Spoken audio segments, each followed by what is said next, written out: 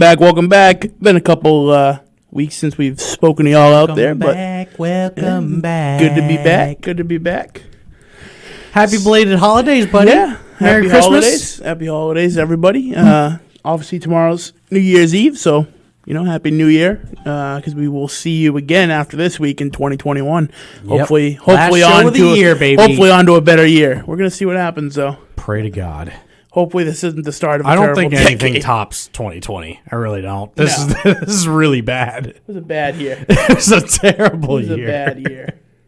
Yeah, so it's been about 3 weeks since we've spoken to everybody. We've had 2 weeks off. Been a couple weeks. Yeah, we had a couple weeks. Snowstorm, and there's a lot of stuff going on, ladies and gents. Just to address too.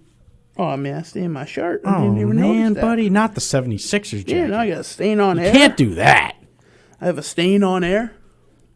It is what it is, I guess. Don't mind the stain. It's okay. But no, just to address, so snowstorm will always be a challenge for us. Those that don't know, myself and Tim own a snow removal company.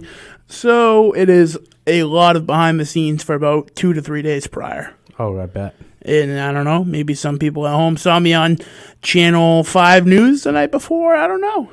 Oh, yeah? Me and you were on the news? Yeah, they interviewed us at Home Depot in South Attleboro, just picking up last-minute supplies, a couple shovels, and last-minute salt for some of our contracts. I wish I would have. I got to look that up. Yeah. I'm about to look that up. Yeah, so they... on the break, I'm going to look that up. They caught us there, came up, asked us for an interview, and we quick little interview. Nothing like crazy, like 40 seconds or something.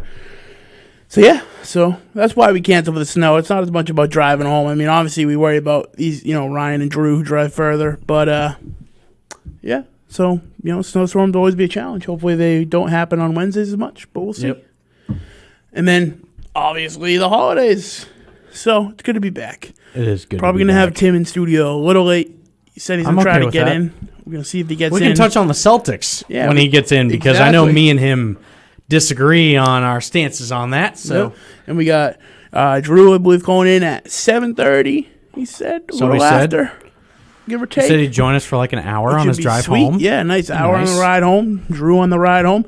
And then I believe, and I don't want to speak too soon, but we might have some Drew studio time coming into 2021. What a way to kick off the new year. That'd be great. If that's the case. Heck yeah. And I know we got a break coming up, so we're kind of just jibber-jabbering until this break comes up, because we hate just starting, diving into a point, and then boom, a break. So... talking points for today. Obviously, if you follow us on Facebook, you saw the breaking news. We're pretty good on the timing on getting that out. One of the first groups to really get it out. Yeah, real quick. So Chara, obviously, we're going to touch more on this, but, if you haven't seen yet, Chara is signed with the Washington Capitals, departing from the Bruins. He does have a farewell video and post on Instagram and Twitter. If you want to check that out, you can go check that out as well. Definitely sad to see him go. Interesting to see obviously Bergie's probably going to wear the C next year. There's no doubt in my mind. You probably have Marshy. If Bergie doesn't have the C, then there's something seriously wrong. Honestly, you might have the big three might be the captains and the assistants. Mm-hmm. You might have it being Bergie, Marshy, and Pasta being the three think caps. Krejci will stay with the A on his chest. Yeah, you know what? You're right. Might keep the A on his chest. Did we run 3 assistants last year? Or was it because of an injury? Marshy had an A at one point. Yeah. Yeah, he did. And then someone else had an A2 at one point, too. Pasternak might have. Krug, I thought. No, not Krug. It was Krug. It was Krug. Krug had it for a little bit. Yep, it was Krug. So it'll be interesting to see if they run 3 A's, if they're going to keep 2 A's. I don't know. But I would put my money that Bergie's getting the C. Maybe somehow they give it to Krejci. There's no doubt. I think it's going to Bergie. Yeah. The break is here. So on that note, we're going to take the break. Stick around. We'll be back. We're going to dive into NFL. We got coming up on week 17. Big betting week. Betting week. We'll give you another Locks of the week coming baby. Yep. Yeah. And we haven't played it the last 2 weeks. I didn't post anything just because I like doing it on air live so you can see me pick it. I don't like posting it last minute on my on the Facebook. So it is still, I believe, if I'm correct, 6-2. 6-2 was what we were last. Yep, exactly. And next good. Next season, we're going to do all 17 weeks. Yeah. So we're going to see what we come out with after 17. But, 6-2 is a great record. Dive into fantasy football a little more, too. We'll do some fantasy recaps. Little things here that we're reflecting on 2020. Yeah. Looking ahead to 2021 and ways that we can improve and interact more and put a more focus on certain topics and things like that. So. And then also for those of you viewing out there, get the half gallon. Free ads, free advertisement for KFC. Yep. Half gallon of Sweet Lightning Mountain Dew. Holy smokes. They used to just do their lemonade. And, like, even sometimes now, and I go, like, I went through the drive-thru for these, and they're like, oh, yeah, we only do, and my buddy's a manager over there, but he was like, we only do the lemonade, and then all of a sudden I heard him like, no, we do everything now. There you go. So the new thing they're doing, any soda, you get it in that half-gallon bag. It's like $3 and change or something, I think. That's it. Not a bad deal. Not bad. Yeah. Heck yeah. It's Sweet Lightning. Sweet Lightning. You can only get it exclusive. at KFC. So, I mean, if you're going to go really big, you might as well go big there. Top 5 Mountain Dew. Because I'm telling you right now, if Taco Bell did a half gallon of Baja, I'd be purchasing it on the regular. So, great idea by them.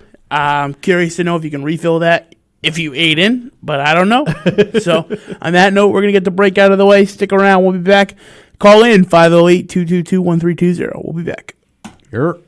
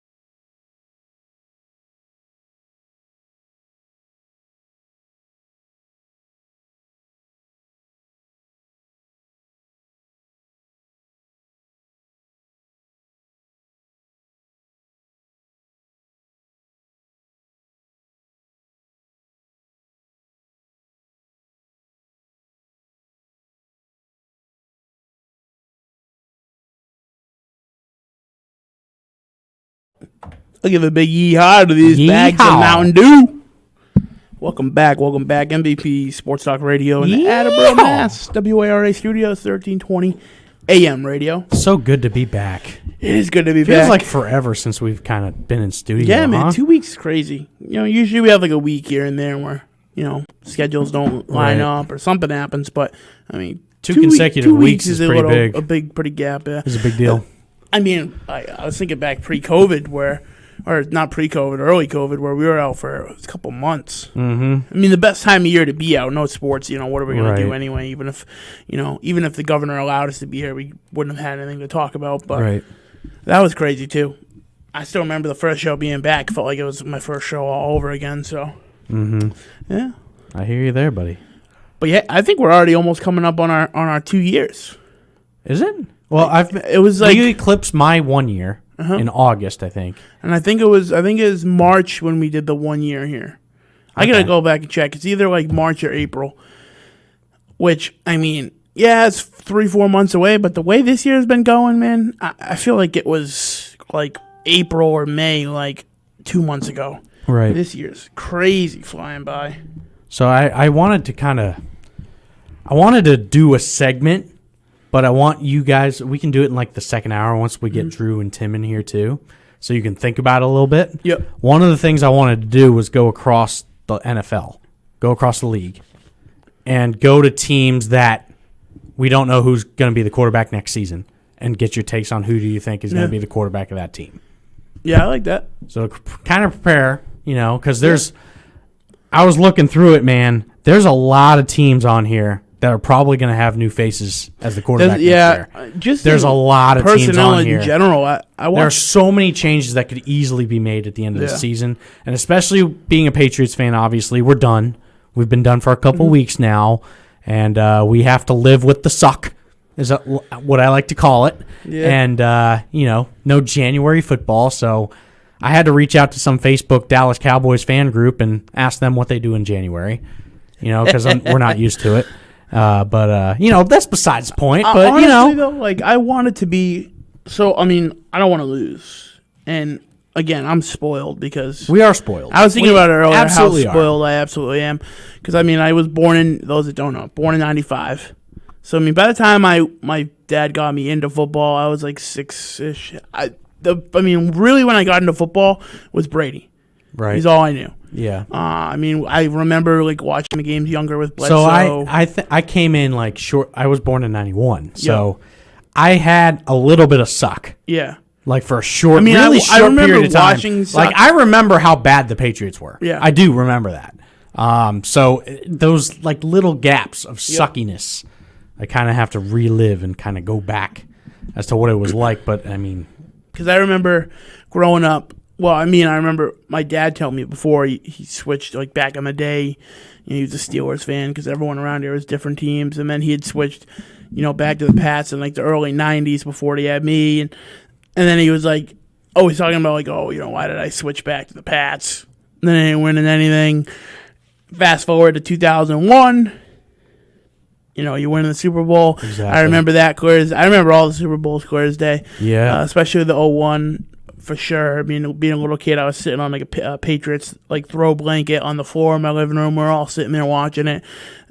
So like all those memories. But I was just thinking about like how spoiled I am. I've realistically witnessed only now 2 seasons where they have made the playoffs. Obviously, Brady tears the ACL, and then fast forward to now.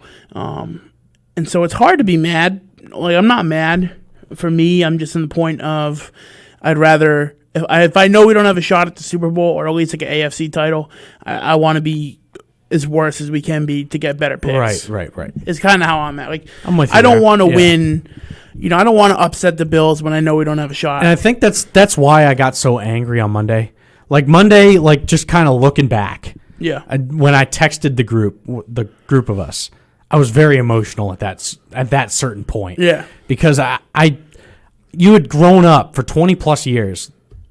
Seeing the Patriots is always competing, right? Never giving up, like always playing to the final whistle. And like on Monday, looking back on it, you just realize what in a different class that Bills team is now compared to you in a year's time. Literally the snap of a finger. Mm-hmm. Even Josh Allen. Bills, Josh Allen, that team. A guy who they're doing fake punts. They had absolutely no doubt at all that they could whoop your ass on Monday. Can you say that?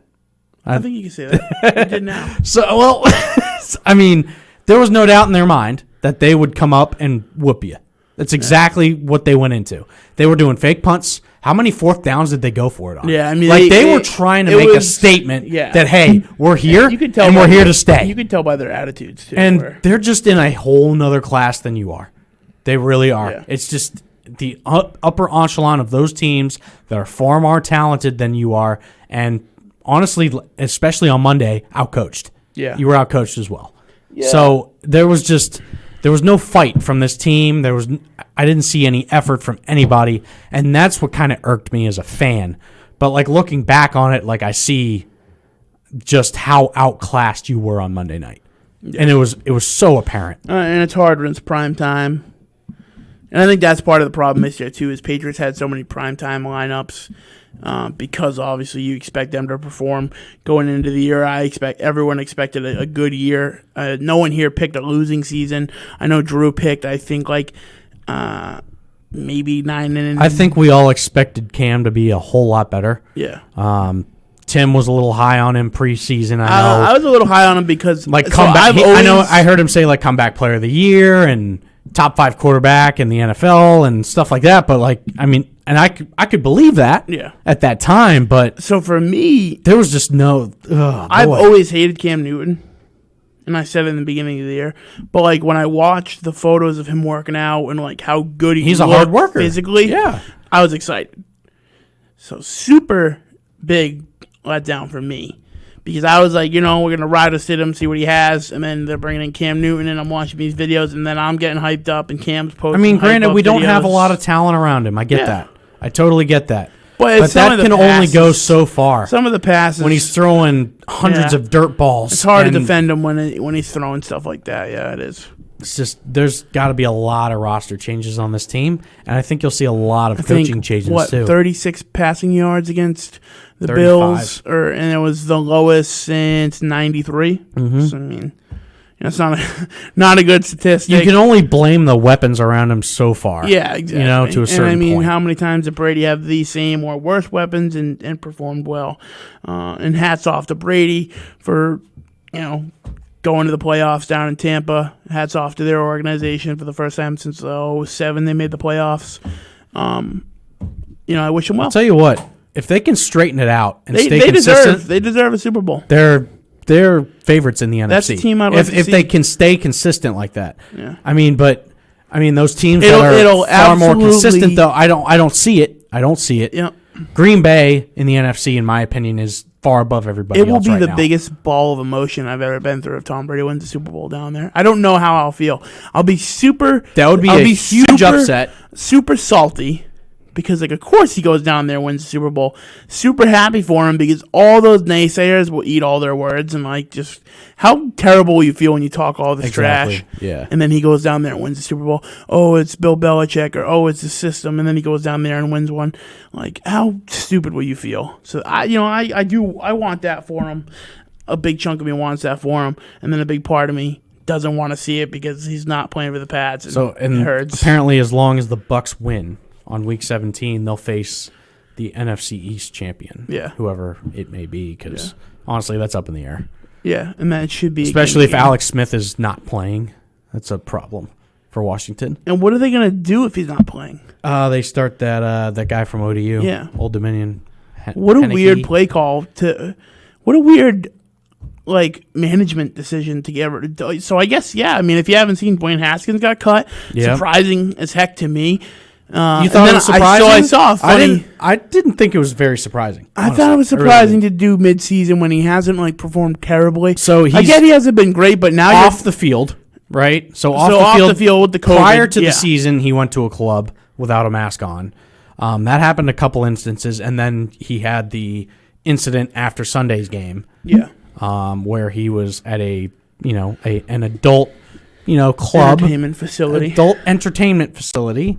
And didn't have a mask on either. So there were multiple off-the-field instances that combined with his play on the field in the past 2 years and being a 15th pick in the draft in the first round, you have much higher expectations to live up to. Yeah. And which arguably someone who said they should have been number one. If he was performing on the field, much different story. Yeah. But honestly, at this point in time, in terms of starting quarterbacks, Dwayne Haskins is the only person I would not pick over Cam Newton. You go back to 2017. And that's a problem. 2017-18 when he was drafted, I trashed him because he was talking about I agree. How the Giants made a stupid decision. They should have taken him. He's the real number one pick, and he's going to prove the world wrong. What? You're a fool. Everything, all that ego went to his head. Point blank. Now look at you. Point blank. Now look at you. You went to an organization that can't You have to figure apologize out QBs. publicly, and you have to say that you're going to work on being a better man and a better player. Yep. And great job, buddy. How many teams even give him a shot? Maybe he went through waivers and no one claimed him. Yeah. I don't He's going to be like Cam Newton calling Kaepernick, begging for a spot somewhere, taking bottom money is what's going to end up being. You know what? It's karma. But it's just so, like, and I absolutely, if you want to better yourself, and you're true to that apology that you sent out, yeah, you'll start from the bottom. I get because that's exactly where you're going to be. Front end house, like the front house move. Like I understand like why they got Plus rid they of free him. up a lot of that rookie money too. So yeah, they free up a lot of money. Like I get it in general. To me, it was just surprising they didn't ride the year out. You got Alex Smith, who you don't know if he's going to play. You're in playoff contention. Granted, you know you're not going to win, but you're in playoff contention. I can't see Alex Smith sitting out. What's going to be super weird is that you're going to have 3 playoff contending teams that have a better draft pick than the Patriots. Super weird. It is strange, based on record, right? It's based on record, yeah. Oh boy. Which is super weird. You're gonna have a playoff team. One of them, unless Washington wins a round or two in the playoffs. Well, one of them is gonna make it in with a losing record, probably 7-9, and lose first round, and finish out with. I don't know. Yeah, I don't know. They could, if Washington makes it, I could see an upset over Tampa. I kind of could with the defense. With their defense and their secondary, which is their strong point, you got to take into account. You got playoff Brady. That's true. There's nobody better than playoff Brady. That's true. He is going to get that team in the mindset. Like there's so many guys are going to buy in. I don't know. And then I think it just speaks to how hard Tampa has to win. Who does Tampa plays Atlanta? Yep. Atlanta, didn't they beat somebody? Are they almost upset? Atlanta almost upset KC last week. It was like a last minute touchdown by Mahomes. So I mean, Atlanta's a decent team. They could they're better than what their record shows. Yeah. So I mean, Tampa could lose. Yeah. Theoretically. Oh yeah, I mean anybody can lose. Yeah, Tampa could lose, and we'll see what happens. I'm not making any bold predictions with them.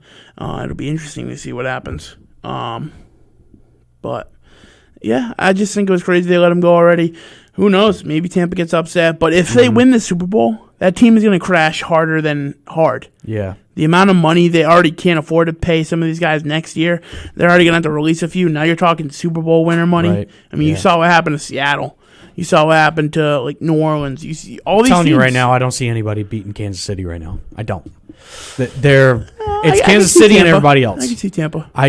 Tampa's got a young, fast. Tampa's got to get through the NFC. Young, first. fast defense, man. If Tampa can get through the NFC, then we'll talk about it. But Jesus, in that AFC, man, even Buffalo, as good as Buffalo's been playing, I don't see anyone beating Kansas City right now. Travis Kelce up for contract next year? No, he's already re-signed for the next 3.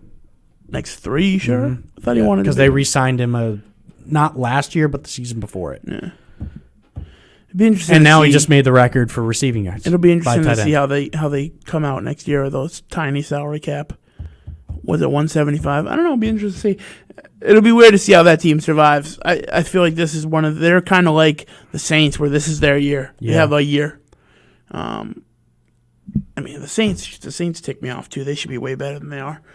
But on that note, we're going to get this break out of the way. We'll be back. Don't forget to call in 508-222-1320. Stick around.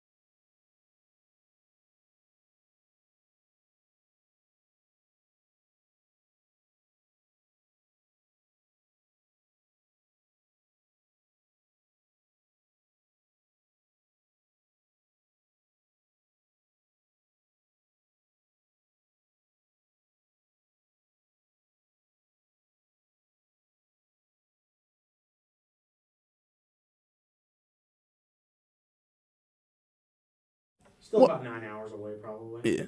Yeah. Welcome back. MVP Yay. Sports Talk Radio. Yeah, so get Last show of the year, folks. Last show of the year. Can't hold anything back. Call us, 508-222-1320. Call us if you're listening on the radio, on the airwaves, on your way home. Yeah. Something like that, on Facebook. Give us a call, guys. Give us a call. Just a call. That's all we ask for. We're lonely in here, you know what I mean? Don't mind me on my phone. I'm just Anyway. Every now and again I get an auction. Ready? I'm doing jersey auctions. Grade the 2020 New England Patriots. Give me a grade. A, B, C, D, F. From this season, like going into the season, like what your expectations were, how they lived up. Give me a grade for the 2020 New England Patriots. I think a D minus. They don't even pass for me. It's an F. I think it's hard to say they don't pass when they pull out some of the wins they did. I mean, you'll get almost beating Seattle, almost beating KC, almost beating Buffalo. But like the rest of the year, though, you don't live up to you fall and crumble to inferior teams. For me, you should have finished 500. That's what ticks me off. Houston, Denver, you could throw in there the effort against San Francisco. Yeah, like. The Denver game was really upsetting. It was stupid. Like, God. I mean, going into it, like, to pass for me, this was a playoff team. Your coaching was good enough to get you to be a playoff team, I think. Yeah. Like, and especially when you look at the rest of the AFC, like, you could have easily lived up to that with a couple games that you played. Just part of me feels like if they had Edelman, they'd do a little better. That's another discussion. Is that the end for Edelman? I think so. Is that the end? Think so. Is that it? Him not coming out last week is kind of like telltale sign. I feel like if he doesn't play week 17, which I don't think he's gonna, right? No. So I mean, I think he's done. I think he either goes to Tampa for a year or he's done. He very well could go to Tampa. They're probably gonna lose Godwin, so they're gonna have to fill somebody for cheap money for a slot, unless Scotty Miller fills that role. Yeah, which he could. Yeah, he could. I don't know. I don't know if they bring back AB for another year. Maybe they do. He's under a 1-year deal. Yeah, they're going to need a few cheap money guys because they're going to be tight on cash. I don't know. I'd hate to see him go. I'd love to see him retire a Patriot because we developed him and really built him. Not to discredit him for what he's done, but, he fell through the cracks on many other coaches. He'll be one of the great Patriots of all time, for sure. For sure. But I don't know. It just sucks, like, because... there was so much in this year. 2020 for him. Yeah, I mean, it feels like there could have been so much more to this team this season, and now with the way that it's in, like how many years? Like I'm starting to think, like, all right, I'm embracing the suck now. So how many years am I gonna have to do? Are we gonna have to go through this now? I don't think you're gonna have to go through. Like because honestly, we have so much free agent money, but you still have to convince these free agents to come here, right? You're gonna though. The Patriot name think is so? a thing. Like, because I feel like there's other teams out there that could give us similar. If you're a Stafford, right?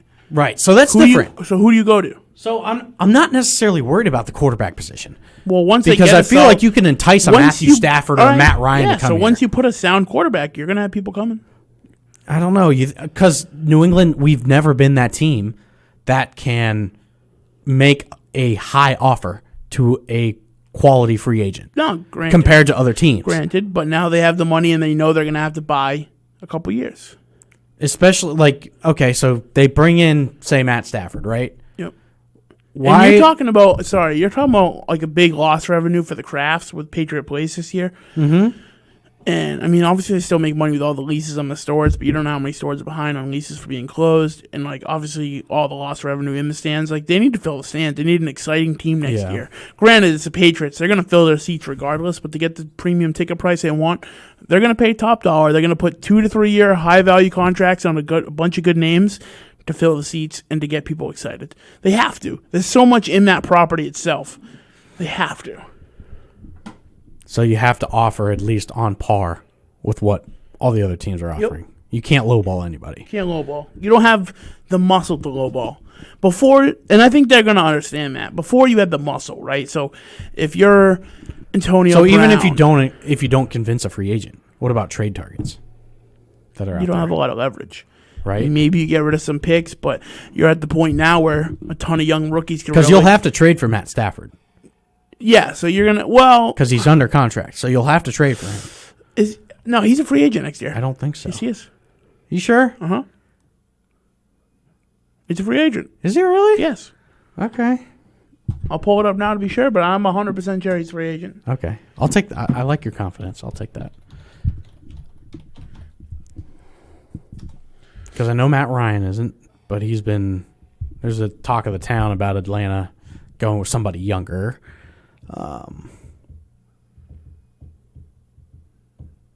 Let's see. Now watch me be wrong. Boom, boom, boom. Anyway, so the first team I was going to ask you when we go through this quarterback carousel next year, who's the quarterback of the New England Patriots? You say, and I pretty much agree with you, Matt Stafford. I think it should be Stafford, yeah. I think it's Stafford or someone of that caliber. I know Drew was talking about Mariota. too. Yeah. I mean, I like Mariota too. I wanted Mariota to be here this year. What if Vegas goes with Mariota instead of Derek Carr next year? I would take Carr. I would take Carr too, because essentially His value is gonna be minimum. the Raiders have an option to start Mariota and see what they got with him for $10 million a year, or keep doing the same thing with Derek Carr for 22. So if it saves them $12 million in the cap, and they can build around Mariota more, I mean, that's a no-brainer in my book. But how do you get rid of that Derek Carr contract? Because they just re-signed him a couple years ago. Yeah, they're gonna have to buy out a bunch. Super max money. And that's the thing is they're gonna have to eat it. Yeah. So no one gonna get it at a premium. I think with good coaching, he could be a good quarterback. I like Derek Carr. I like him a lot. I do too. I don't think Derek Carr and that offense was the problem with the Raiders this year. I think it was their defense. Their defense was atrocious. Yeah. Which I don't think they'll part from Carr. But I don't see them keeping Mariota and Carr for much longer. I don't know. You didn't really. When you've got over $30 million tied up at the quarterback position with two quarterbacks. When you need defensive help. Yeah. $10 million could get you a good defensive player. Mm-hmm. So it gets you a great linebacker, or get you a solid safety. So, I mean, $10 million goes a long way. It really does. So, it'll be interesting to see. With that, we got a break. We got one more break. Let's I think final break until the top of the hour, if I'm correct. So we're going to get it out of the way. Stick around. Don't forget 508-222-1320. We'll be back.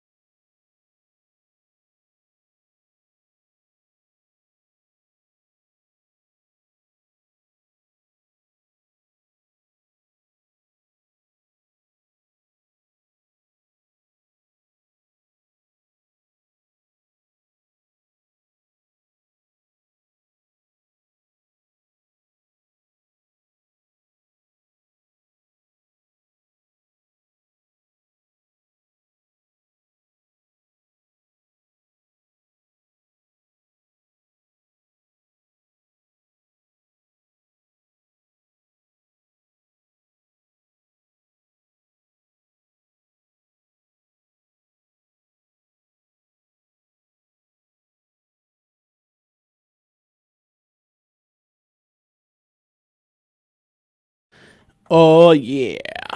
Yeah. So I was wrong. I'm a humble man, I'll admit that. I could have sworn it must have been because at the time, Pats were talking about getting him, and there was a lot of talk around the NFL about him coming here or leaving the team. So, yeah. But free agents for quarterback going into next year, you have Dak Prescott, who I believe will end up stay in Dallas. Where he is in Dallas. Phillip Rivers likely retires. Alex Smith. You got Brissett, Trubisky, who's probably going to stay a Bear now that I'm hearing, which is weird. Tyrod Taylor, Fitzpatrick, Andy Dalton, Colt McCoy, RG3, Matt Schaub, Newton again, and Joe Flacco. Those are like notable names. You got some probably. Alex Smith isn't on that list? Not that I thought Alex Smith was a free agent after this year. Not that I see. No? I mean, he could be here, but these were like the notable names. Okay. So, and this is before his comeback too. So, right. I mean, they might not even have considered him kind of being caliber he's already at. So, that could be the case. Okay. Yeah. So, interesting. Very interesting. Interesting. Either way, you're going to see a lot of different personnel and quarterback changes for next season. I can see it. Yeah, I mean, See you're it losing your happening quarterback easily. coach. He's going to what, Arizona? Mm-hmm. And I mean, that's another thing too. Is Pats have lost so much coaches over the years too. In the last couple of years, and that takes a toll too. I mean, Brian Flores has proved to be what people considered that he wasn't. A lot of people thought he was just the face. What a job! The face in front of Belichick, but he looks great. That Miami, the Miami and the Raiders game. Yep. Past Christmas Day. Did you watch any of that game? Mm-hmm. How crazy that was? Yep. Oh my gosh. Yeah. That was one of the most wild games of 2020. I love Easily. the offensive packages he runs. It was neat. It was a great game. Yep. It was a really good game. And what Fitzmagic, man. That guy. That journeyman. Ryan, you can't say anything else except Fitzmagic at this point.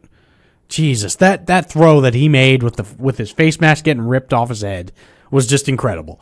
And I mean, the way that Vegas just blew it, just absolutely just crumbled. Oh God, it was. Oof. I don't know why you don't take the touchdown and just rely on your. That's going to show how little hope they have in that defense. Mm-hmm.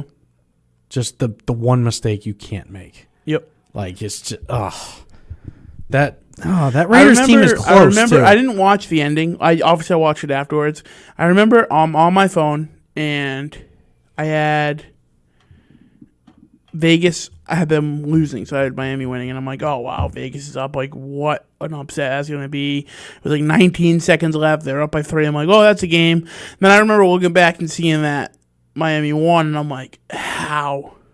And then I just seen that, and oh my God. Fitzpatrick really is Fitzmagic. Yes, he is. That pass proved it. And the way that just going back to our original point, Brian Flores just done a phenomenal job. Yep. In terms of, and you heard it from Fitzpatrick in his post-game interview where he was just like, he's a great communicator. He's always, open and honest with us, straightforward, the minute that he comes up with something. Yeah.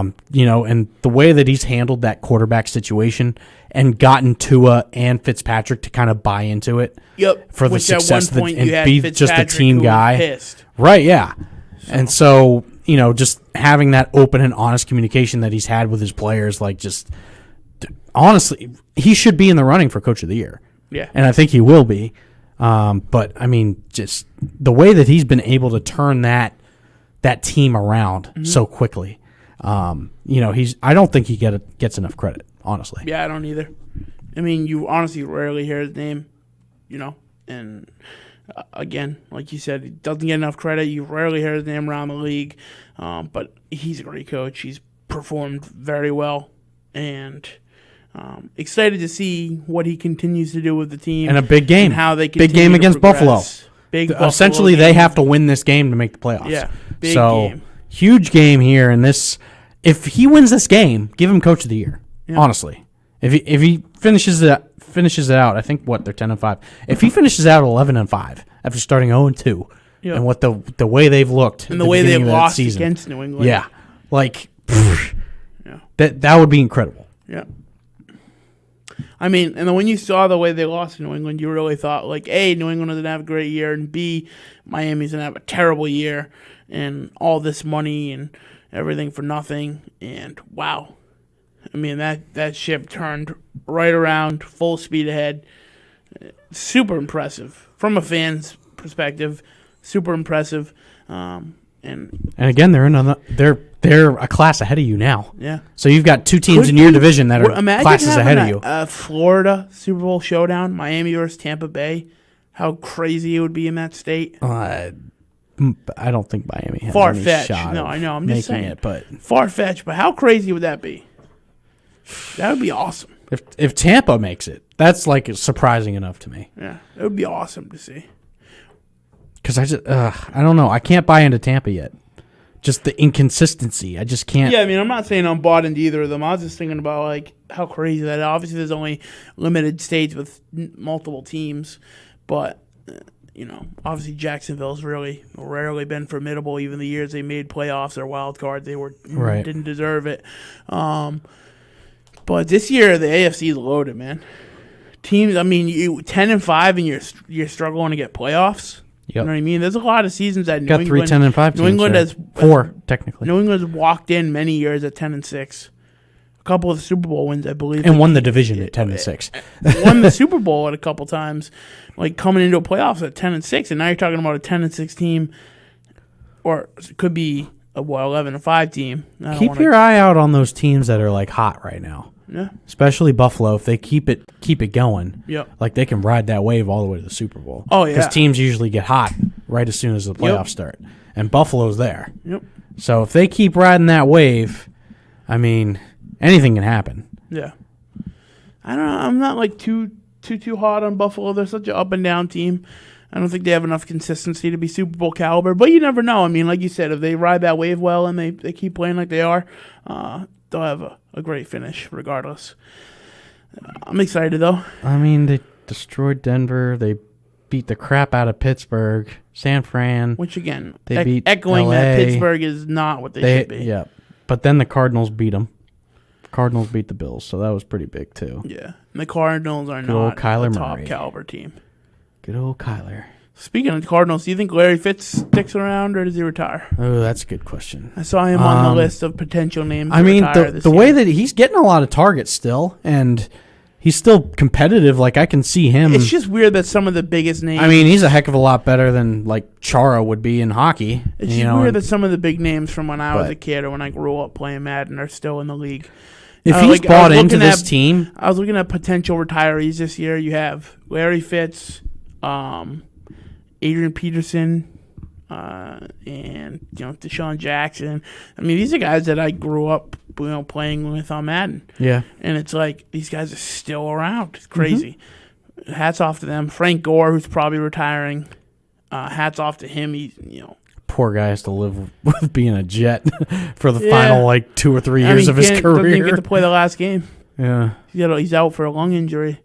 So he doesn't even get to play Week 17. So, maybe he comes back for another year. I don't know, but hats off to him, man. What a player, and to do it as long as he has in that position, and a position where guys last 4 years ish. Yeah, impressive. I mean, you're talking about AP. He's still a workhorse. AP. You're talking about a guy who was neck and neck with, running back of the year with Chris Johnson, who's a name everybody forgets about these days. And I mean, he's still playing. It's crazy. And he's still effective. Yeah, and I mean, exactly. Yeah. So it's crazy. Yeah. Love to see it, though. I think he comes back. If this Arizona team keeps getting better, and if they make the corrections that they need to make defensively and on that offensive line, I mean, they could easily be a formidable team next year. Yeah. For sure. Especially in that NFC West where it's already ultra competitive. And if Kyler Murray can live up to that, and I mean, like I said, Kyler Murray's still one of my favorite young quarterbacks. So I mean, I'm not too hyped. We'll see. We'll see how long he can last. I mean, he's protecting himself pretty well. I guess he is short. We get that, but I mean, He's won a lot of games this year by himself. It'll be interesting to see how he does. I'm more excited and that win against Buffalo and that win against Seattle are not jokes. They're not flukes. I'm more excited for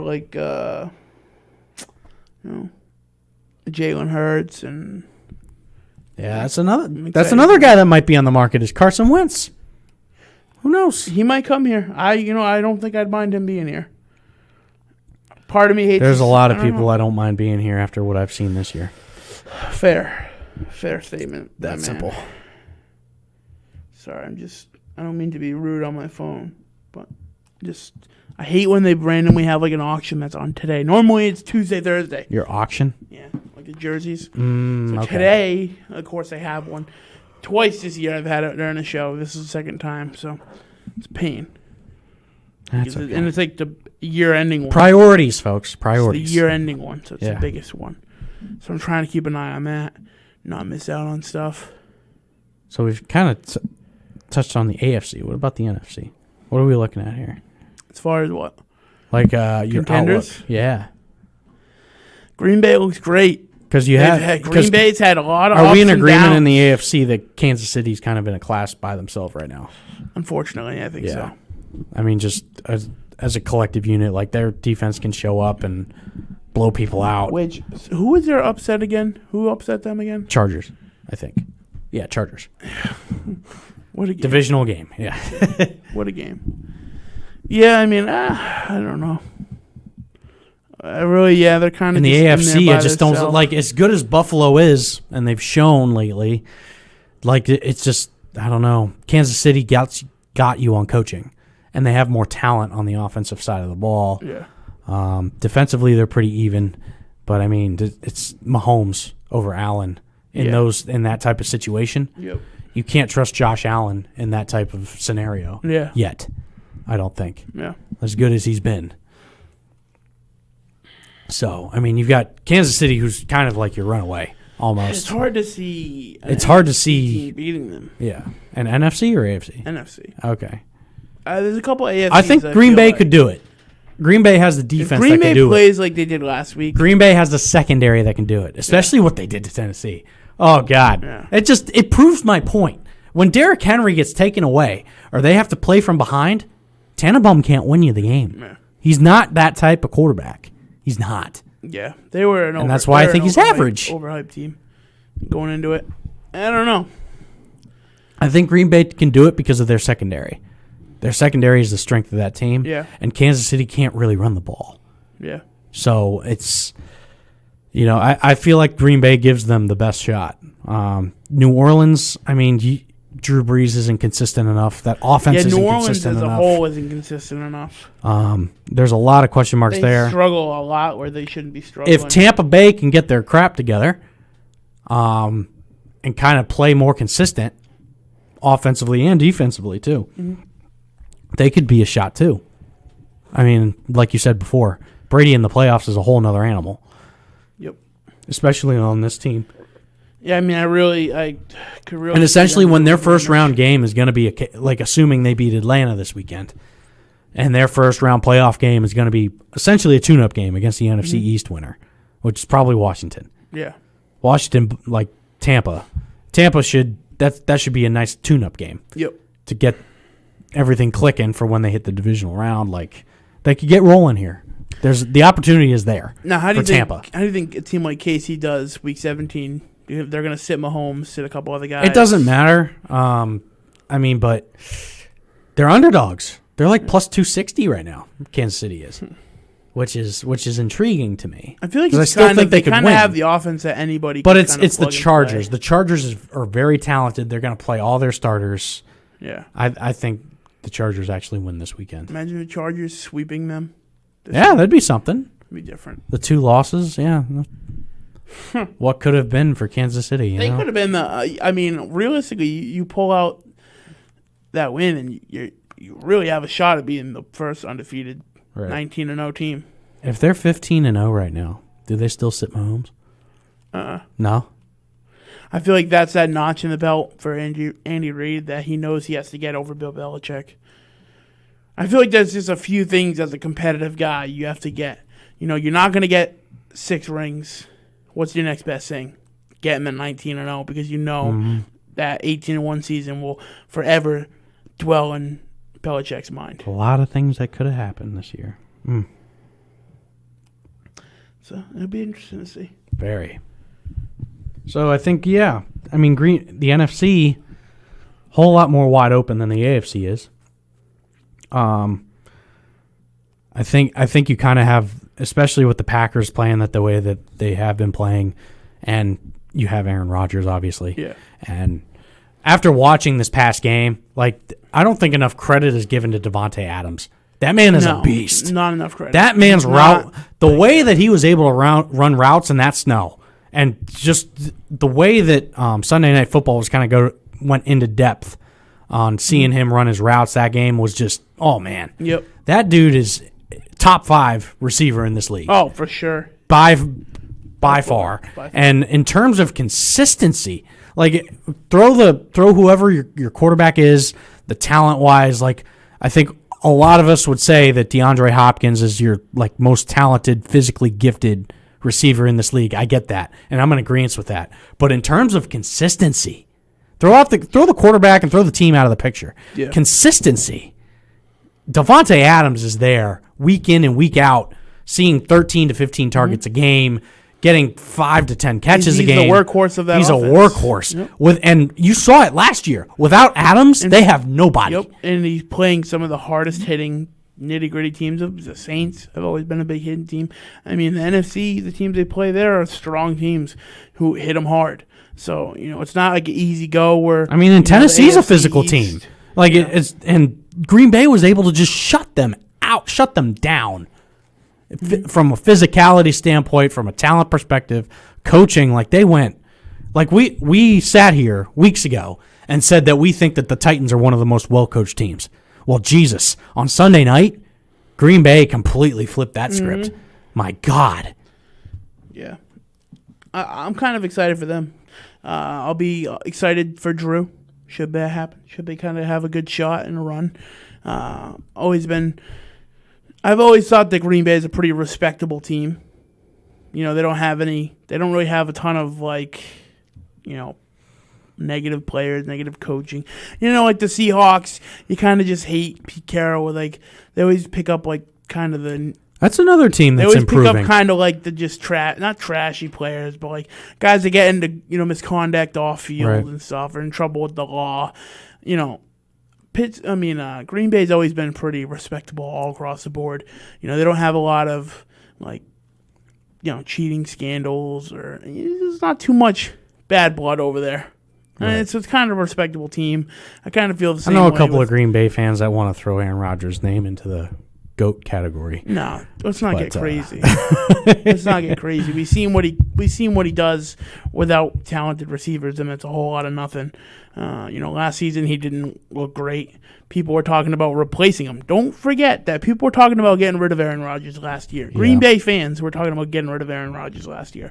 So don't tell me he's a GOAT when your own fan base is doubting him. But on that note, we get the top of the hour break. We're going to get it out of the way. 508-222-1320. I don't know if Tim's coming in. I don't know where he is, but I know Drew said he's calling in soon, so we'll get him at the top of the hour, I'm sure. So stick around.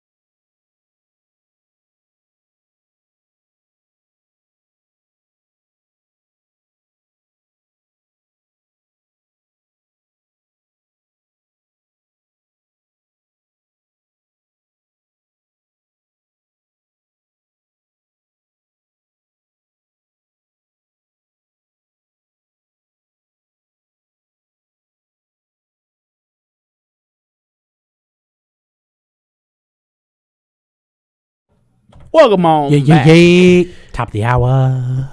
Out of the way. We'll have another break coming up soon, as always. Real soon. But don't worry. We're still here. Have you been looking at locks of the week yet? No. You been peeking? No? I have not. Okay. I will, though. So I'm looking here, right? So the Pats, right? Jets. Mm-hmm. Jets are at plus 145. I don't see them beating us, though. No? Really? I don't think New England goes down like that. I don't know. I mean, we went down like that against and Buffalo. I think... if the Jets... Wait, does Stidham play? Yes or no? If the Jets lose... Is Stidham or Cam starting? Yes or no? I think Cam. Really? I think... Why? Because Belichick... I'll never understand. Like, you're out of the playoffs. There's nothing to play for right now. There's nothing to play for. Belichick is Why not let Stidham play? Okay. Going to stand behind his guy. As bad as... Yes, I'll go with you on that. He's going with his guy. I get that. But, like, not... You already know what you have with Stidham. I get that. Why not let him play? What if he has a great game? What if he plays well? That only increases his value, right? So you can get rid of him. I don't think Belichick thinks he's going to have a great game. I mean, I'm totally fine with starting him. You give him because Stidham has never gone into a game with a full week of playing first team reps of the game plan of anything. What if this is the 1 week to do it, right? As a fan, right? I want Stidham to have a full week of prep, playing with the first team, getting all the first team reps, and see what he can do. Like with the full week of preparation, you know what I mean? Especially with the state of this team and the way that it's at right now, you've got nothing to lose. If he goes in there and he just blows it, great, so be it. You increase your draft position, whatever. But like if he performs and he does well, maybe he's trade bait for somebody, and you use him in a piece for somebody else. I don't know. I don't see a lot of risks or down like cons with playing Stidham over Cam.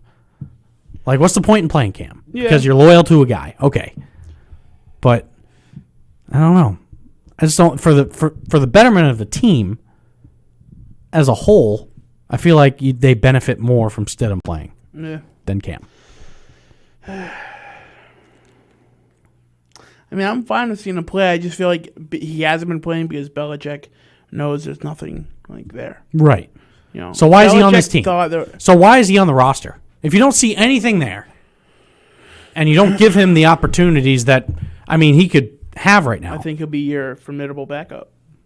I don't know. We got Drew? We got Drew? Might be. You are on the air. Yes. Hello. Hello. How are you? Tanya. Hi, Tanya. I'm good. What can we do for you? Are you doing the readings tonight? My friend had told me to call. No, we are a sports show. That is before us. Actually. With the psychic reading. Steve, yeah. Yes. So that's actually before our show on Wednesdays. We're a sports show. What? They're from 5 to 6, I think, right? I believe 5 to 6. 5 to 6. Oh, okay. I'm sorry. No worries. No worries. All righty. You have a good night and Happy New Year. All right. You too. Bye. I think this may be Drew. Drew, good sir, is that you? Gentlemen. There he is. There he is. Let's get fired up. It's about time. Woo! About time you showed up. Happy holidays, gentlemen. Merry Happy Christmas, brother. Merry Christmas. And Happy New Year. Happy Kwanzaa. Happy Hanukkah. Happy Hanukkah, everything.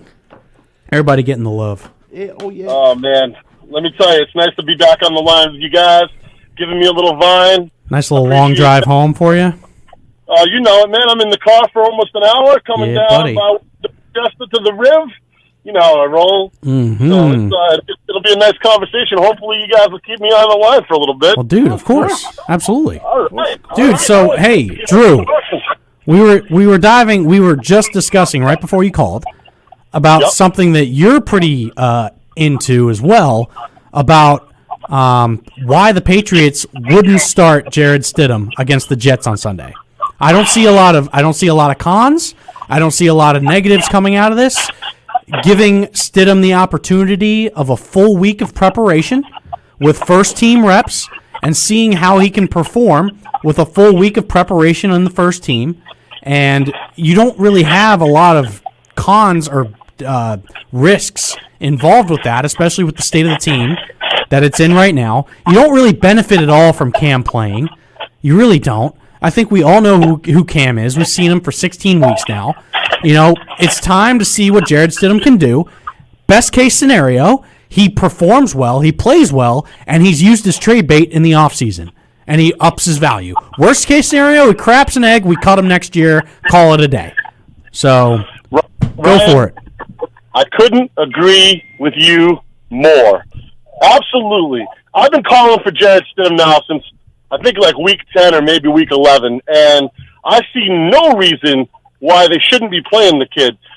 First of all, they need to see what they've got in this guy. And I know other people on this show will argue, well, he sucks. Look what he's done with his opportunity. He's done nothing, blah, blah, blah. 4 for 11 the other night. But, look, he's running a different strategy, a different game plan. He's not repping with the starters. Give him a week under his belt with the starting weapons. Give him a week where they game plan around Jarrett Stidham's strengths. And then let me see. I mean, I wish they had given him 4, 5, or 6 weeks. I mean, we knew probably after Cam came back and started laying eggs after COVID, we knew he wasn't the future of this franchise. Why not have started Stidham earlier? But I definitely think there's no reason why they shouldn't put Stidham in and give him a shake this last game. I mean, first of all, it's against the Jets. Now, I don't want to take anything away from the Jets. They've won 2 games in a row, but look, they're not world beaters. So if he's going to be successful against anybody, I think that he would have a chance against the Jets to be successful. Give the guy a chance. Now, I don't know. I haven't heard anything from the camp. I don't know what's going on over there at practice. I don't know who's getting the first team reps. But I'll tell you right now, if Jared Stidham doesn't start the game on Sunday, there's something screwy going on over in Foxborough. Your thoughts, brother? I don't know. What do you think, Nick? I don't know. So I guess I want them to start Stidham. I think if they're not, then there's something there. And then part of it's Belichick's ego to where he fought for Cam all year. He's got to stick by him and ride or die, ride it out. I mean, I give him the start. You play in the Jets. Worst case, you take a loss. You go down in the draft pick. You're out of the playoffs. There's not Cam. Okay, I'm Bill. Tell me Cam Newton starting against the New York Jets in a Week 17 meaningless game when you know he's not going to be in New England next year, right? That's a foregone conclusion. There is no benefits to this 2020 New England Patriots team, this entire franchise. To start Cam Newton in this game. There are no benefits of it. He threw for 35 freaking yards against Buffalo. Like, he's done. He's like, he can say all the right things, and I love what Cam has done off the field. I love how hard he's worked, but we know who he is. Yep. He's not that quarterback anymore. He can't throw. He cannot throw the freaking ball. Plain and simple. He's washed. I'll call it like it is. He's washed up. He's physically not there anymore. All right? I love his competitiveness. I love his drive. I love how motivated he is. But that can only get you so far in terms of what he's got left in the tank. There's just nothing there. There's no benefits to seeing him play on Sunday. None. I want to make 2 follow-up points to that, Ryan. Number one, there is really no benefit for Cam to play this last game, right? Because he's not increasing his free agent value by playing this game against the Jets, because we've seen all year what Cam is. And what Cam is what you just said, which is my second point, that Cam Newton can't not only throw the ball at this point, but he also mentally can't figure out the defense.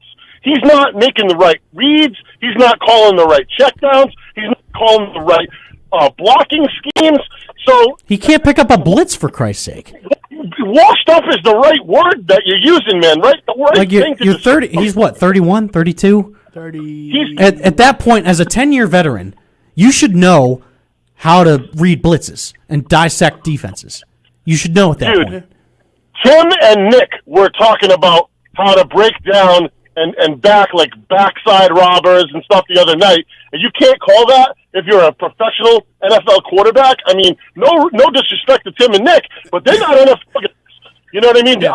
I trust in their football knowledge as much as anybody else, but they're not in the NFL.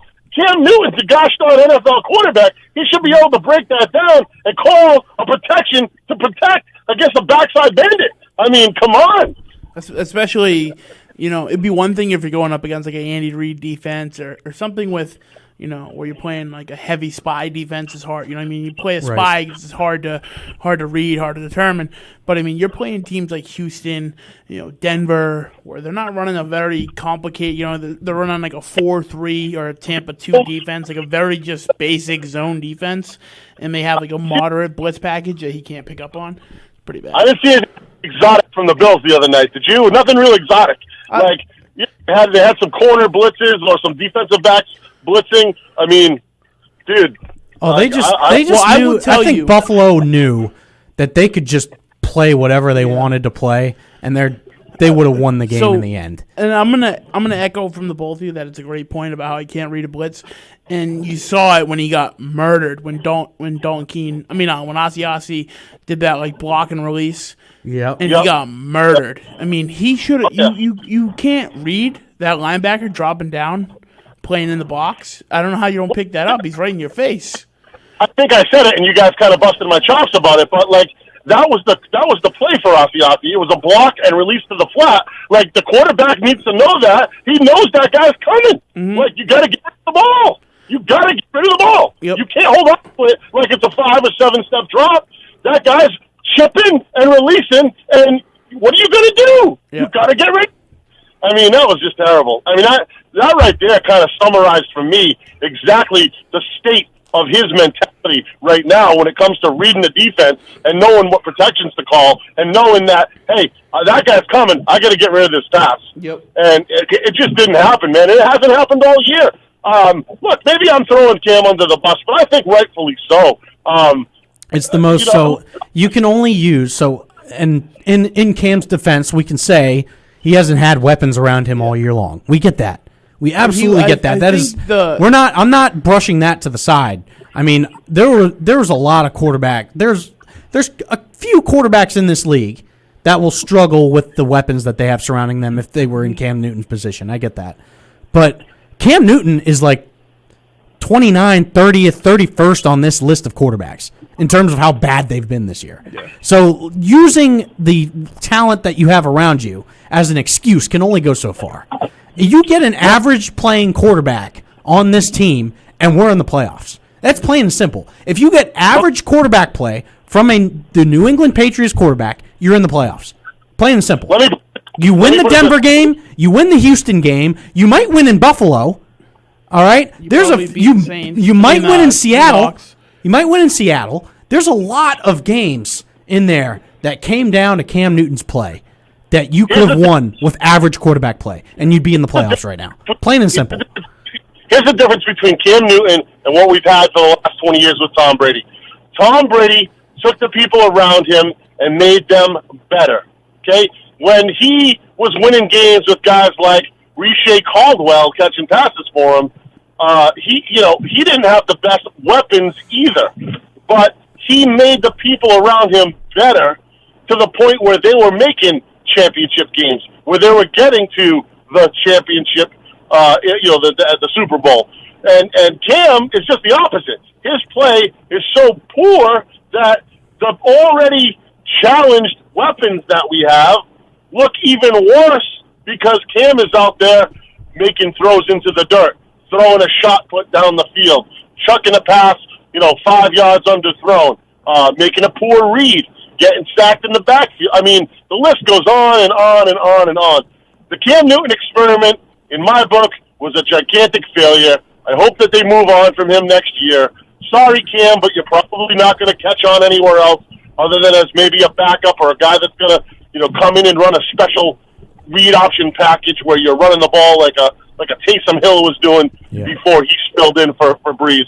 But that's it. I mean, this guy, the big payday that people were talking about him getting, if he came in and did a great job this year, it's just not going to be there for him. He's lucky if he gets a league minimum offer next year to come in and be a backup somewhere. And look, I think Ryan said it before. He's done all the right stuff. He came in. He's had a great attitude. First in, last to leave. Does all the press conferences, says all the right things. But look, it's going to be week 17 this week. How many more times do we have to hear Cam say, "I got to do better. I got to play better"? That's my issue.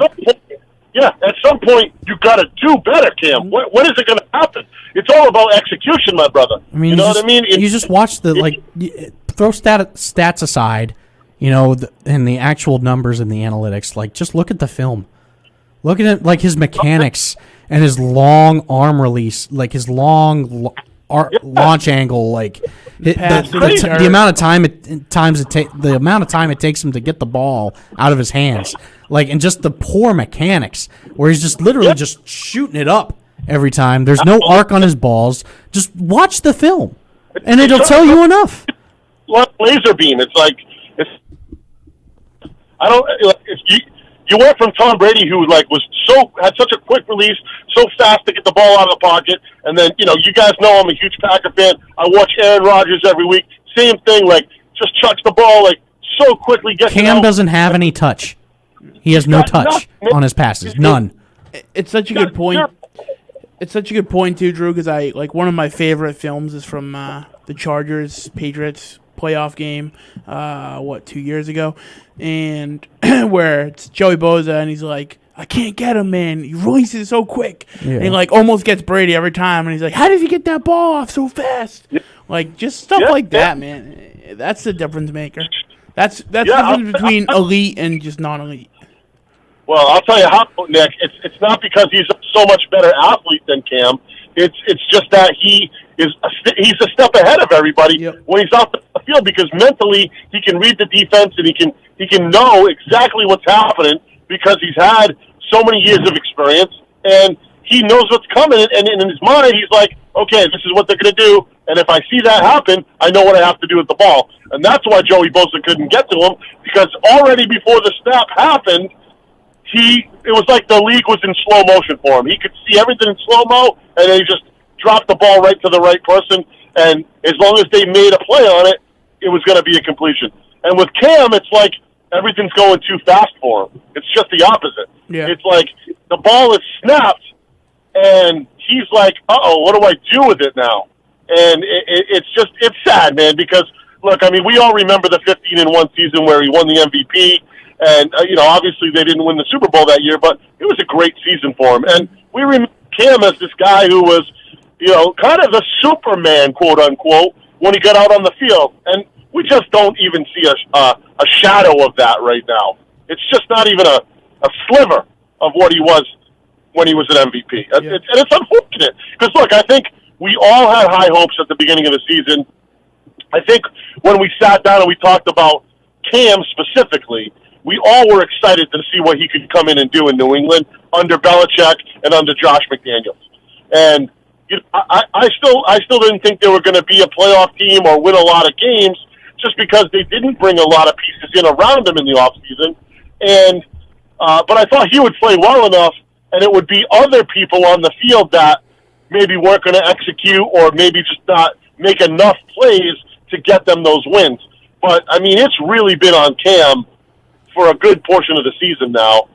And, even the games that they've won with him, there were close games where it wasn't like, okay, Cam was the end-all, be-all, and then like the Chargers game where they blew it up and they beat Justin Herbert. I mean, look, a lot of that had to do with some great special teams and some great defensive plays, and Cam made some plays when he needed to. And how terribly coached the Chargers are. Let's not forget that. I mean, Anthony Lynn's a bum, but look, it wasn't Cam Newton that beat that team by 40+ points. It was a culmination of everything that the Pats have on all three phases of the game. So yeah, at the beginning of the season, I look back and I say, we realistically, when Cam was announced that he's coming here, we could expect Cam to be average, right?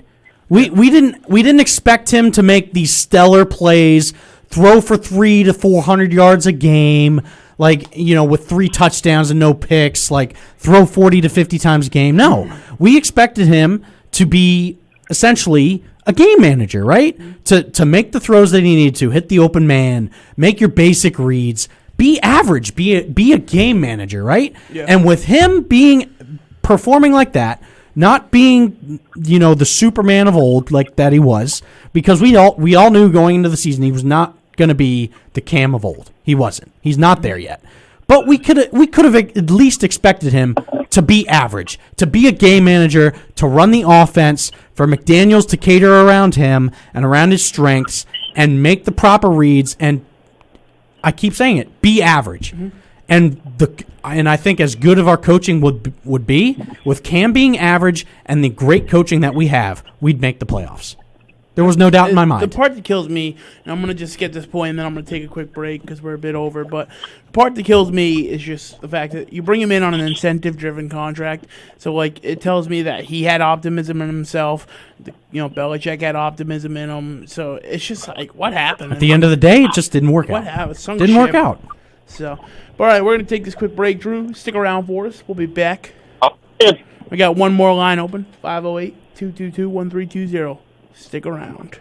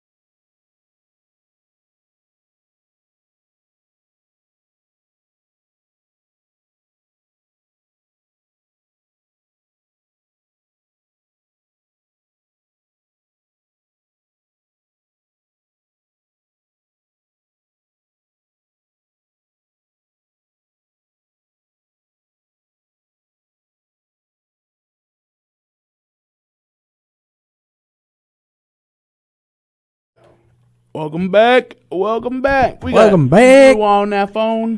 We're just going over the lock of the week stuff here. Yeah, week 17.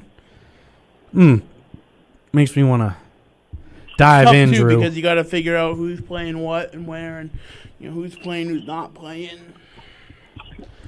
Part of me wants to go with the Chargers beating KC. How do you like the Jets at +3 against New England, Drew? It depends on who's playing quarterback. I mean, if Cam's playing, I love it. If it's Jet Stidham, I might go with Super Stitz. I don't know. Hey, but before we get into that, I got to give a quick shout-out. My buddy Logan, I call him the Wolverine, down in Florida. My little buddy, he's only 4 years old. He's having a tough day today. Oh, He's got a little bit of a cold. He's got a sniffle and a cough. He's not feeling too well. So I just want to give him a shout out if he's listening with his family. Just, hey, buddy, I hope you're feeling better and you get well soon and get back to being the Wolverine that I know you can be. Big shout-outs. Big shout-out. Mr. Logan. Yeah. The Wolverine himself. The man, Indeed. the myth, the legend. At least he's got better weather down there than we do. Hey, we had a better day of weather on Christmas. It was 61 Christmas? here, and it was like 54 really? down there. Oh, snap. We did better on Christmas. Oh, wow. It was like 4 degrees warmer up here. Exactly. I mean, we Yikes. might not be better off now, but on Christmas Day, we beat them. So, it's just small things in life. I hear you, man. I hear you. So, look, I don't know, man. Like, I told you last week, like, I stay away from betting on the Packers because I'm a big fan, and I always feel like that biases me. And then, same thing with the Pats. Like, I have a hard time. I mean, whatever you guys go with, I usually ride the coattails because, I feel like you guys can maybe look at it in a different light or with a different perspective than I can. I always feel like, New England's going to cover and they're going to find a way. I mean, even the other day I was talking about upsets against Buffalo, and of course that didn't happen. It was a big-time blowout by Buffalo. So, I don't know. I mean, is that the one game you're looking at for lock of the week? No, that's just more Ryan just kind of thinking over there. I don't like betting on New England ever. I just don't like it. I just feel like I said, I try to stay away. I mean, the only home team that I feel like I can put an actual dollar or two on, believe it or not, is the Celtics. Like, I really always feel like I can get a good read on the Celtics. I think I want to say I'm about 65 to 68% on my Celtics bets. Whether it's for them because they're going to cover, or if I bet the other team with the points because they're the underdog, and I think the Celtics will win, but the other team will keep it close enough to win with the points. So they're the only ones that I feel like I can confidently bet on. Aside from that, I try to stay away from New England teams altogether. I mean, Red Sox are kind of hard to figure, especially with all the crazy injuries they've had the last year and a half or so. New England football, I mean, look, with Tom Brady, it was kind of a no-brainer most of the time. He could light it up on the scoreboard, but now it's like all over the place. So I don't know. One that surprised me was Cleveland and Pittsburgh. Cleveland's favored at -10 on the spread. Mm-hmm. Oh, kind of surprising. No Roethlisberger. Roethlisberger's not playing. I feel like they're almost better off without him. I'm not a Big Ben believer. He hasn't played great the last few weeks, that's for sure. I mean, how much worse can you get with a backup? It's 10? Cleveland's being favored by 10? 10 points. Yikes. I kind of feel like Cleveland's they in could a win by must-win 7. game, too. They're in a must-win game, so I don't know. It's a tough week. It is a tough week. I was hoping the betting would be a little more, open. Now, is Green Bay, is they sitting anybody, Drew, or are they going full swing? I think they still have the number 1 seed on the line, so I don't see why there's any reason why they wouldn't play everybody. I don't know what time I think it's New Orleans that's battling with them for the top seed. I don't know what time that game is or if they're all playing at 1 o'clock. Yeah. Leave New Orleans Seattle, too. game. Don't leave Seattle out of it, too. Because Seattle's 11-4, just like New Orleans. New Orleans is a 4:25 game. So doesn't Green Bay have the tiebreaker over Seattle? Do they? Yeah, Didn't they play Seattle this year? I think so. Well, they played New Orleans, too, so they own both tiebreakers. Because I thought if Green Bay and New Orleans lose and Seattle wins, Seattle owns the tiebreaker over Green Bay. but Oh, Seattle owns the tiebreaker. It was weird. I saw it on Sunday Night Football. Yeah. That Okay. Seattle can win number 1 seed if Green So Bay they're loses. probably playing full swing then. the answer to your question is they'll have everybody playing. So then I definitely think I like them minus 5.5 over the Bears. I like that too. The Bears haven't Even- looked. The Bears have looked great. good. They've looked I good don't the think past they've few looked weeks. Great, but But their competition. what did they lost last week, right? Pretty badly. No, they won. They killed Jacksonville. Okay.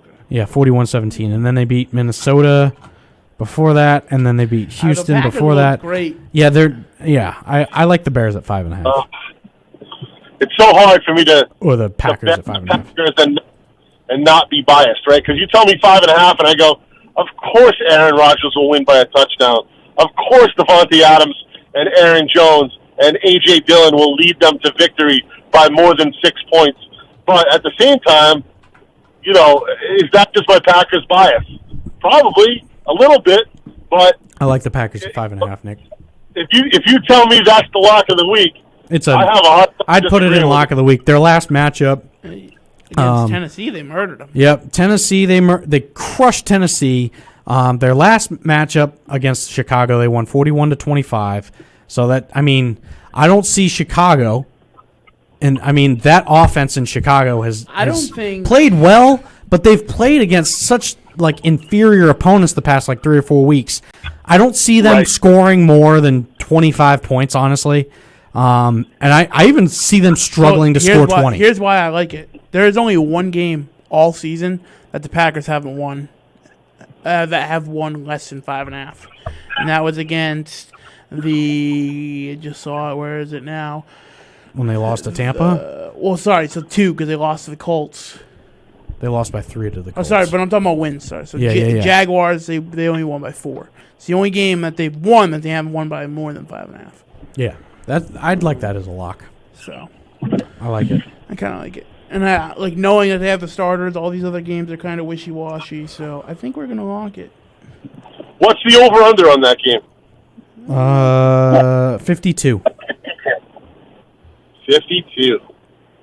So I could see that being like a 34-20 game. That could I be a definitely nice could over. see it going over. Yeah, last time they 66. Divisional game. Yeah, Yeah. that could be a nice. Where are they playing? I like Green the Bay over. or Chicago. They're in Yeah, Chicago. Chicago. The last one. was And it's a Green 4 o'clock game. It's a 4 o'clock game. yeah. All right. So that's that. Yeah, I could see that being an over. You might go Packers in the over on that as a nice lock. Well, I'm thinking for the lock of the week, my second is going to be. Ryan was kind of surprised a little, but I'm thinking Philly plus a 1.5. Versus. Washington. Well, why take them at 1.5 when you can take them on the money line? If Alex Smith doesn't start, then you're talking third string. If it's 1.5, I'd take the money line at plus 105 rather than minus 105 on the spread. Because if you just fully expect Philly to win the game, I'd take the money line. Especially at 1.5. I like the 1.5 buffer, though. I always like the point. You buffer. like the point? I like the point buffer. So I think that game has playoff implications too, right? Because if Washington wins, then Yeah, if Washington wins, they win the division. If they lose, and that's a Sunday night game, if they lose, then the winner of the Giants and Cowboys game gets the division and gets the playoff spot. Yes, Can you imagine if Dallas makes the playoffs after all this that's happened? Lamar Smith will jumping and jumping, baby. The Red Rocket. And I'm big on Jalen Hurts. So we'll see. I think if Alex Smith plays, because they came through for me last week. I remember that's the thing for me. The last lock of the week I took the Eagles. Ryan thought I was crazy, and I said Jalen Hurts. He's gonna have his first NFL start, and it's gonna be a good one. And then Dallas waxed the floor with him. And then last they week. came out and beat. That was against the Saints, where I took them like +7, I think it was. It was something like that, and they ended up beating the Saints. So I don't know. They looked good against Arizona. Yeah, they lost, but they looked good. Dallas kind of beat them up. That worries me a little. So Washington's defense has really carried them to most of their wins this year. Don't sleep on Washington's defense. Chase Young, Rookie of the Year. Rookie of the Year right there, baby. I called it at the beginning of the year. It wasn't a big stretch to make that call, but the kid's been playing lights out. Yep. And that whole defense just seems to rally around him and that defensive line. They've got some strong guys in the secondary and a good linebacking core. That's a good team without a name. But the football team, if you would, I wouldn't sleep on them. Now, obviously, can Alex Smith be the game manager that he was down in Kansas City all those years with the good defenses that he had and come up with the same kind of success? Because I think if he doesn't turn the ball over and the defense plays to their ability, then they can win that game. What do you got, Philly plus 1.5? Yep, that's what he said. Well, the problem, so the only thing... It comes down to Alex Smith. If Alex Smith plays, Alex Smith does not turn the ball over. He really doesn't. He's one of the best quarterbacks, I think, in terms of turnover ratio. It's got to be pretty... He's close. He does not turn the ball over. If Alex Smith plays this game, I think Washington wins. But if not, I like the Eagles' money line. He didn't practice today. But he was a full participant last week at some point. What do you got? That came up from... I think Washington wins. Is Allen going to play? Yeah, that kid from Old Dominion. Oh, wow. Whoever the third string was behind Haskins. Yeah, it was... and then you also don't have McLaurin's out, I think. Is McLaurin out? With an ankle injury. And Gibson's still out, too, right? Yeah. Gibson might play, though. Gibson played last week. He practiced today. Yeah, he played last week. Yeah, that's a tough call, man. Especially including it in your lock of the week. It's a tough call. Yeah, there's got to be I feel like there's got to be a different game that we could lock it up with. But, I mean, look, like I always say, man, Nick sometimes seems to have a little magic dust he sprinkles on these teams. And then all of a sudden they come around and you're like, wait a second, how did you know about that? I think, like, the Eagles upset on the Saints was, like, the big thing. What about Miami? At +2 against Buffalo. It's a scary game because Buffalo... Miami has to win. Buffalo looked great. They're coming in hot. Then you have Miami. But Buffalo doesn't have to necessarily win the game. But I think... To be the 2 seed. But I because think if they're anticipating... you want to knock a team like Miami out. Because they own the tiebreaker with Pittsburgh. So even if they lose and Pittsburgh wins, they still have the 2 seed. So I don't think there's a lot riding on Buffalo winning this game. And they can't get to the 1 But there is on Miami. With KC. So. Right, so I think Buffalo's locked in at the 2, if I'm not mistaken. Needs to keep their full steam ahead going, though. You can't slow down. When you come off a win like that, you're hot, you got to Plus, roll. Miami's in a must-win scenario. No, I mean, it's going to be a showdown. It's just hard to pick who's going to win that. I mean, you're literally picking who's winning the game when you touch that money line. Right. I mean, when you touch that spread, you're picking the winner, and that is like as good of a primetime game as you can get. It's going to be a great game. It's a 1 o'clock game. Yeah, I know, but I'm saying like it should be like a primetime style game. It's going to be a great game. So it's really hard to like touch that kind of game because I mean you're talking about a team that's hot and can they compete with a team that's it's do or die with a great coach with a great team behind them. But then you talk about what do they do to Fitzpatrick? How does it look? It's tough. Mm-hmm. Hey, who are the Rams playing this week? They got our boy Kyler Murray in Arizona.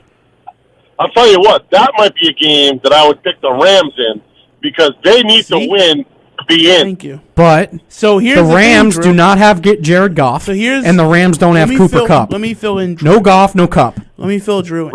So Drew, off air, my lock of the week when I told Ryan, so I didn't finalize it, I didn't lock it, but I told him I was thinking about putting in Rams +3.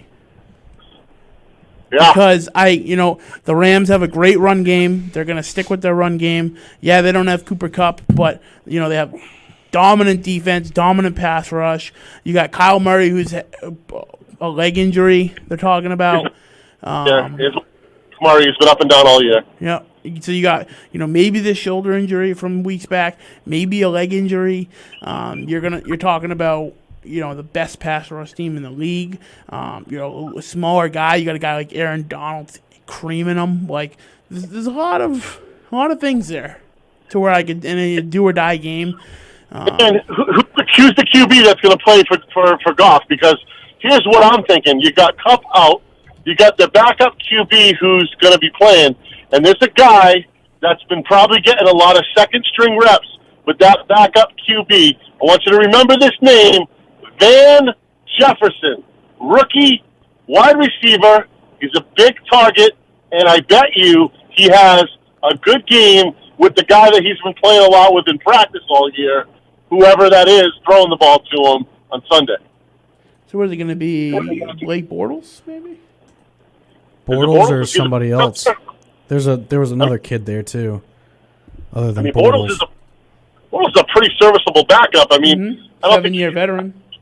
I don't think he comes in and he wins you the game by chucking the ball all over the field, but he's the kind of guy that won't lose the game for you if he goes in there and he hands the ball off 30 times and he sticks with the checkdowns. John Wolford. That's the guy's name. He is listed as the starter. John Wolford. Blake Bortles is the backup. Okay, so there you go. So you got 6'1", 200 pounds out of Wake Forest. There you go. That dude throwing the ball to my guy, Van Jefferson, who's going to get his trading stock on the rise for me this weekend by catching a touchdown and making a few big plays. And I take the Rams +3 in this game. Lock it in for Drew. I like it.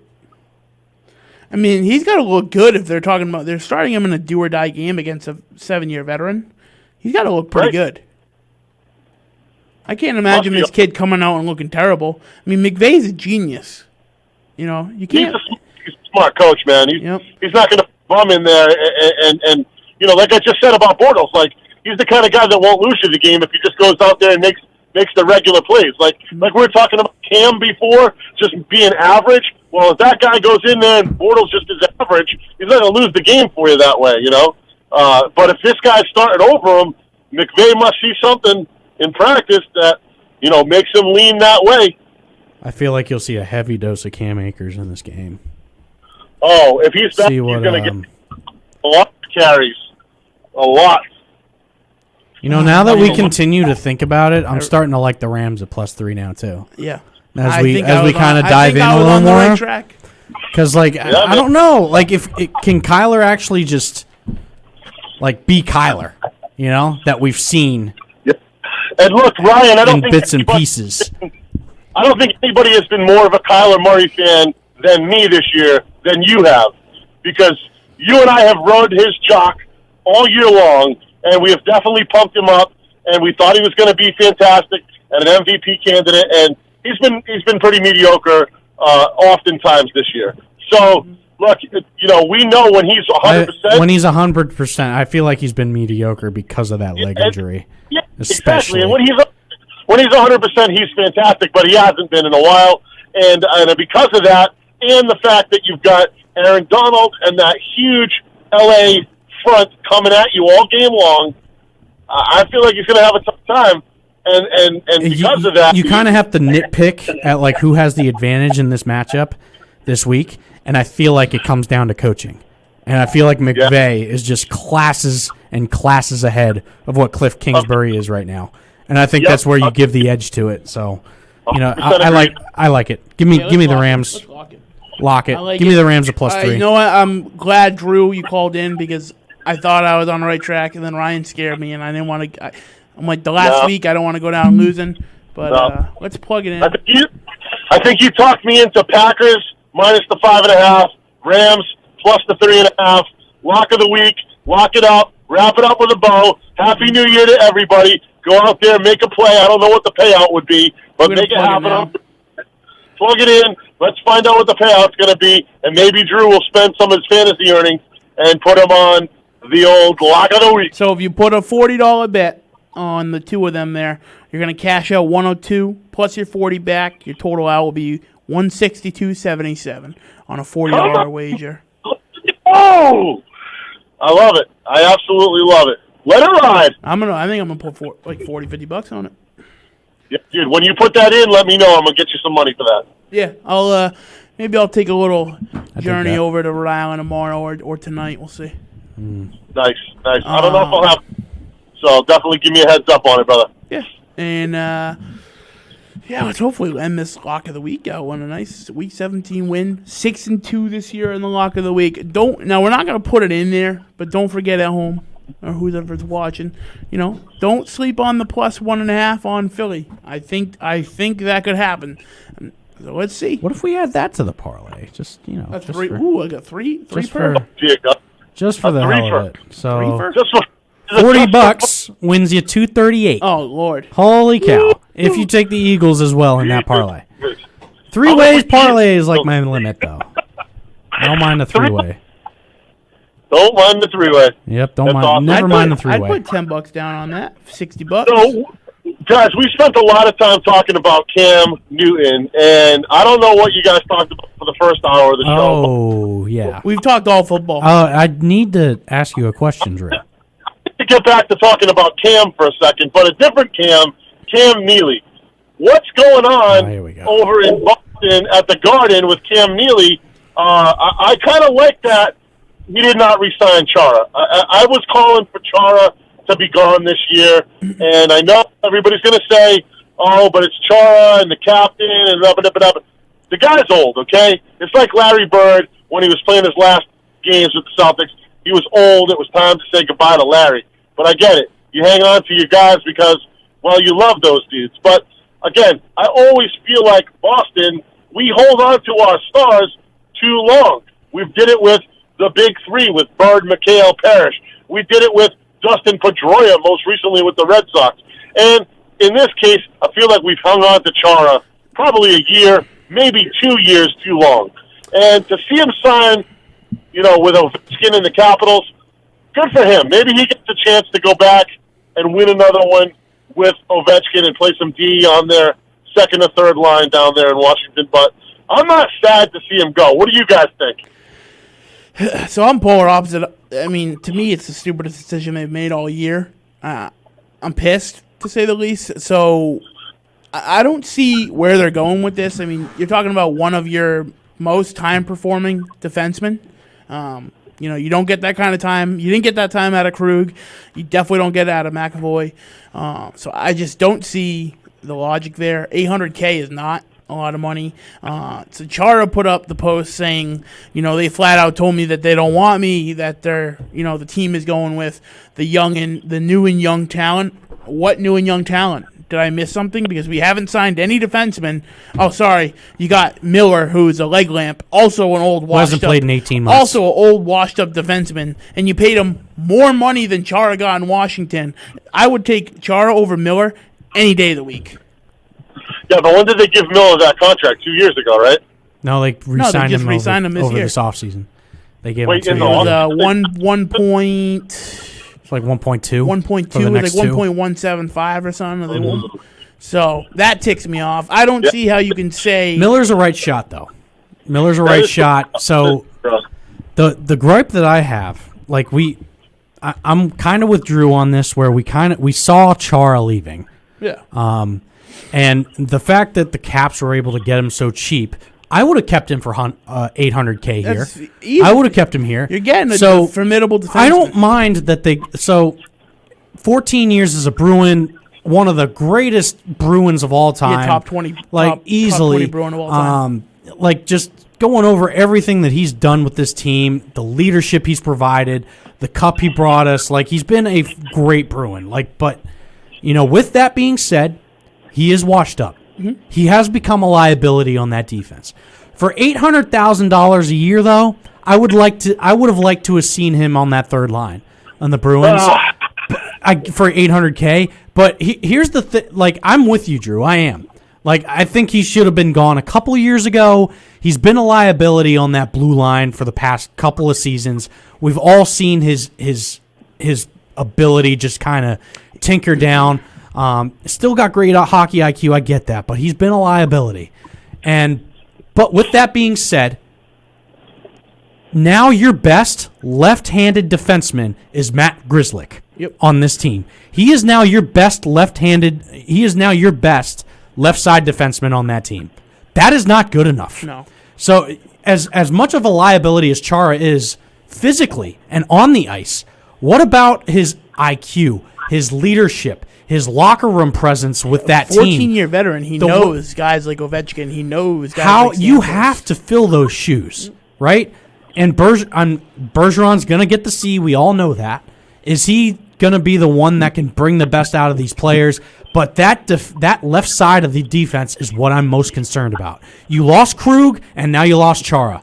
You have done nothing in the offseason and free agency and in draft to address that problem. If we kept Krug and we got rid of Chara, different story. I'm not that mad. But you haven't done a single freaking thing defensively. You've gotten worse year after year. Bubble aside, you had a President Cup and you know what Bruins fans are going to do this year? You had one of the hottest and best teams in hockey until COVID When hit, we're giving up 4 or 5 goals a game because our defense can't stop anybody, and all of the Bruins fans see it, they're going to blame Rask. Mm-hmm. They're going to start blaming Rask. It's exactly what they're going to start doing. With this lack of talent and this youth that has yet to prove themselves on that defense, on that blue line, I can see it coming. I see it coming. You have zero size. I'm more Drew. I'm more upset with our front office and our inability to actually try and make a splash and take a risk than I am with Chara leaving. Yeah, I mean, I'm not as much mad. Like, if you tell me Chara left, it is what it is. But like, don't tell the guy and essentially tell fans that like we're going with younger and new talent, and you don't have it. I mean, your Grzelcyk and Miller are going to be your defensive leaders. And I mean, like I said, Miller, McAvoy's your top guy. McAvoy, yeah, but like I'm talking like an actual formidable defender. Like, yeah, McAvoy is a great offensive defenseman. Who do you have as a scrapper now? But you to just drop the gloves. You don't have any. Chara could have been your guy. You got nobody to drop the gloves now. You don't put a fear factor in a team like the St. Louis Blues, in a team like Tampa Bay. I mean, there's a reason why the Blues beat us is because they drove the zone. They didn't need to do dump and chase like the Bruins do when they're petrified of big defenders. They drove the zone and they attack hard because you don't have a sizable defense to scare them. You got out muscled in that series. You don't have anything now. And I think that's to me the most, guys, is that was it 2 years ago that we lost in Game 7 of the championship? 2 years, right? To the Blues, yeah. Yeah. To the Blues. So at that point, I think I was checked out on Chara, and at that point, I think they could have maybe traded him in the offseason and gotten something for him. So the biggest part for me is that they're just letting him walk now, and not only do you lose that leadership and the locker room presence, but you're not getting anything for him, right? It's just kind of like you just let him walk away, and they sign for $800K down there with the Capitals, and then like we get nothing. And to Nick's point, we don't have any pieces that are younger pieces that can really fill those shoes. So you got no Krug, you've got no Chara, and I'm okay with that. Again, I feel like we were past the Chara area for the last year or two now, but we just didn't get anything back in place for it, right? So, look, maybe it opens up a little bit of cap space and they can go sign a free agent and try to bring somebody in here, but I don't know what's down on the farm. I don't think there's much down in Providence to come in here and play defense on that second and third line. I mean, I think, right now, what are we looking at for a first line? We've got McAvoy and Grzelcyk. Yeah. Those are your top two guys, probably. So Grizzy, McAvoy. There are some formidable guys down there, but I don't think that they're guys that you're going to dump into second line, maybe first line. Like the Bruins are in trouble on that blue line. It's plain and simple. They're in trouble. Think about your penalty kill. Yep, your penalty kill. Yep. You're talking again. That like $800K totally buys 14 years worth of knowledge. Right, yeah. 14 years worth of knowledge is really priceless, essentially. Bruins. I mean, he's played for 20 seasons now, though. Yeah. So I mean, it's 21 years of experience now. Yeah. He's you're not getting like the for $800K. You're not getting the famous like fastest slap shot in the league anymore out of him. But like again, when you're facing a guy like Stamkos, when you're facing a guy like Ovechkin, when you're facing some of these big names, that pays off. Well, I think what pays off is that Tampa's not in your division anymore. With the restructuring that the NHL did, you don't have Tampa in your division. You'll have a bit of an easier. You have Washington in your division, so you'll face Chara a lot. You have the Flyers, which is tough, and you have Pittsburgh. But I mean, having a team like Tampa not in your division, I think, is a breath of fresh air, a little bit. But still, at the same time, just on that blue line, you're just so deficient now. Mm-hmm. With losing those left-handed shots. It's just it'll be tough. It'll be tough to overcome. And I mean, I don't know. It'll be something to see for sure. And if we get that start, like, honestly, I'll say it right now. I feel like the Bruins could have as much a comparable season that the Patriots have right now in terms of all the deficiencies that they have defensively and the lack of talent. And, I mean, the amount of one-dimensional scoring that'll come from that top line, I just don't think it's sustainable. I just really don't. I don't think you have enough talent surrounding that top line to be successful in that division. Agreed. So, I mean, but since we're getting close, Drew wanted to do this segment earlier, but who is the quarterback of the New England Patriots next year? I really think it's going to be a veteran that they try to bring in free agency, and somebody that they bring in to groom from college, or at least that's where I hope that they go. I like Nick's guy, Mariota. If they can bring him in somehow, I think he would give them a good veteran presence that can still throw the ball. We saw him the other day playing for the Raiders. He looked pretty good. He's still mobile, which is nice.